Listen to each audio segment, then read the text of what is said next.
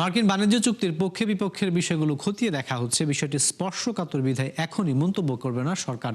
সচিবালয়ে কথা বলেছেন বাণিজ্যমন্ত্রী খন্দকার আব্দুল মুক্তাদির। এই সময় লেবুর দাম নিয়ে মন্ত্রী বলেছেন যে চাহিদা বাড়ায় লেবুর দাম বেড়েছিল, আর এতে কিছু ব্যবসায়ী সুযোগ নেওয়ার চেষ্টা করেছে।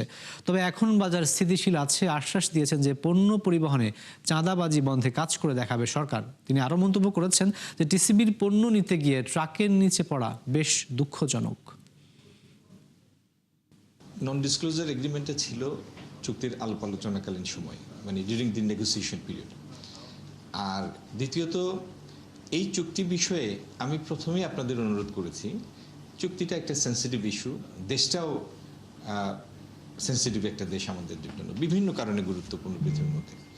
আপনাদের প্রতি আমার অনুরোধ থাকবে, এই বিকাশমান পরিস্থিতিতে যখন দি situation is very much evolving, আমার অনুরোধ আপনারা দয়া করে এই বিষয়ে মন্তব্যের জন্য জোরাজুরি করবেন না।